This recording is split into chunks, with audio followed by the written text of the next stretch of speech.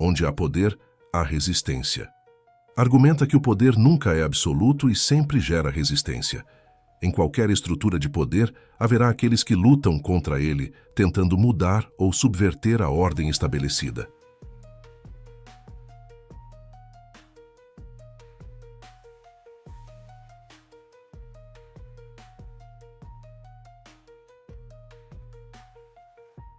O saber é poder. Destaca a relação entre conhecimento e poder. Aqueles que controlam o conhecimento também controlam as formas de pensamento e as instituições, influenciando a sociedade de maneira profunda.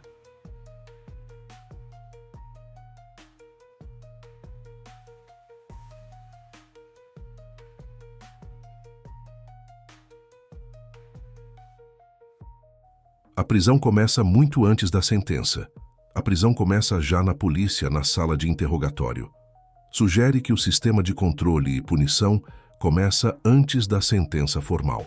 A própria investigação e o processo judicial já são formas de exercer poder e controle sobre os indivíduos.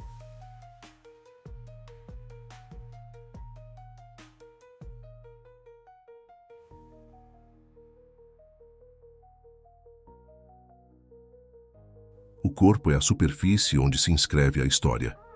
O corpo humano é moldado pelas práticas sociais e históricas. A forma como as sociedades tratam o corpo revela muito sobre suas normas, valores e estruturas de poder.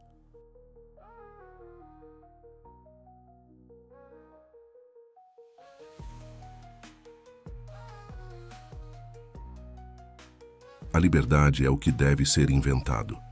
Vê a liberdade não como algo dado, mas como algo que deve ser continuamente criado e defendido contra as forças que buscam restringi-la.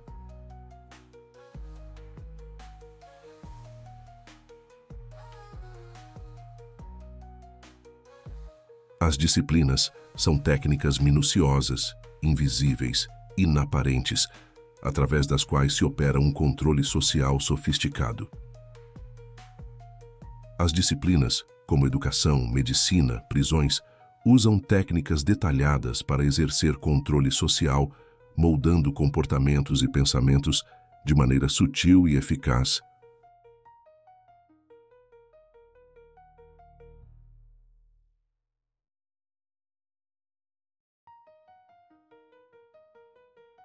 A loucura é a ausência de uma obra. Foucault sugere que a loucura é percebida como uma falta de produtividade ou criação dentro das normas sociais.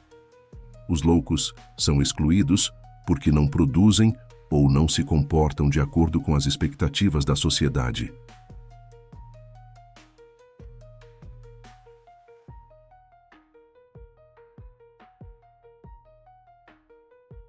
Não há relação de poder sem a constituição correlativa de um campo de saber. Afirma que o poder e o conhecimento estão interligados.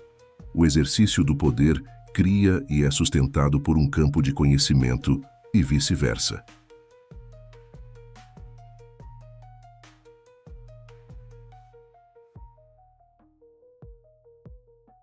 A vigilância é uma constante invenção da disciplina.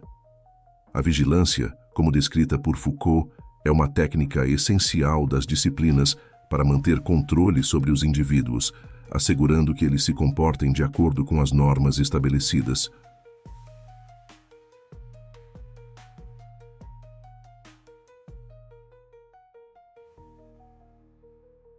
O indivíduo é o produto do poder.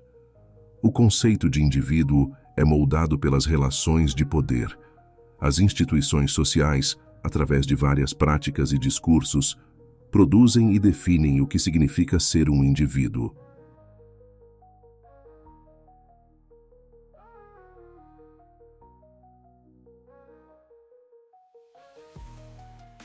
A crítica é a análise das condições de possibilidade e das formas de exercício da liberdade. Vê a crítica como uma ferramenta para analisar como a liberdade é possível e exercida dentro de uma sociedade. Ela examina as condições e as práticas que permitem ou restringem a liberdade individual e coletiva.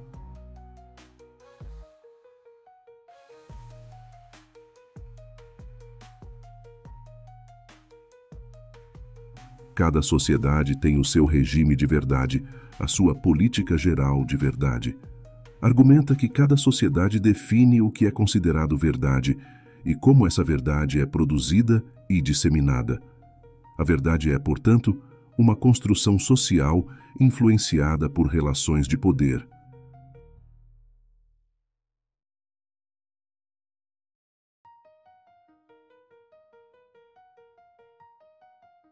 O poder está em toda parte, não porque englobe tudo, mas porque vem de todos os lugares. Sugere que o poder não é concentrado em uma única entidade ou instituição. Em vez disso, ele é difundido e se manifesta em todas as interações e relações sociais.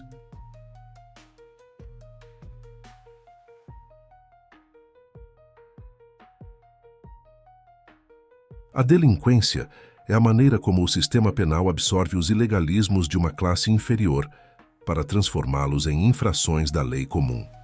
Critica como o sistema penal trata os crimes cometidos pelas classes mais baixas, transformando comportamentos considerados ilegais em crimes puníveis, perpetuando a marginalização dessas classes.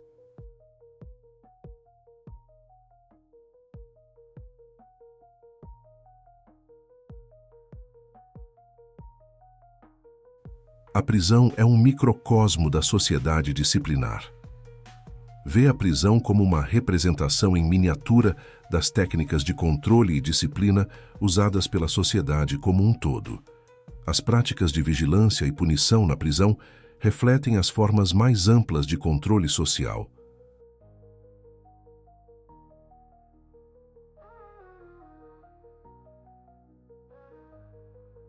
Não há espaço de liberdade sem a produção de um novo espaço de poder. Destaca a relação dinâmica entre liberdade e poder. Sempre que a liberdade é conquistada ou expandida, novas formas de poder emergem para tentar controlá-la ou direcioná-la.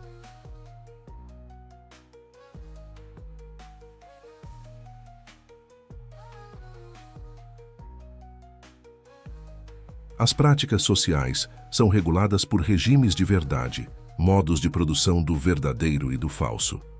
Argumenta que as práticas sociais são moldadas pelos sistemas que determinam o que é verdadeiro e o que é falso. Esses sistemas regulam o comportamento e o pensamento dentro de uma sociedade.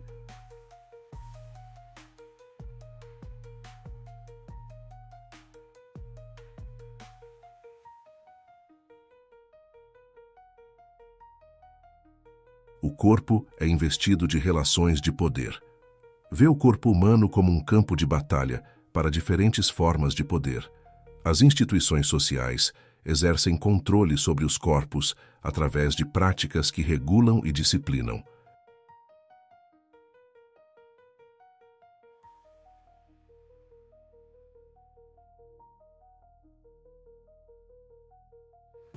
A normalização é um dos grandes instrumentos do poder nas sociedades modernas.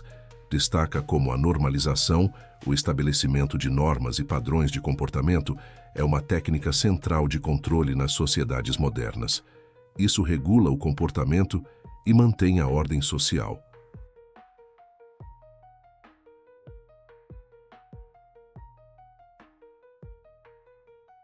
O poder não é uma instituição nem uma estrutura. É o nome que se dá a uma situação estratégica complexa numa sociedade determinada. O poder como uma série de relações estratégicas que ocorrem dentro de uma sociedade. Não é algo que pode ser possuído, mas algo que se manifesta através de práticas e interações sociais.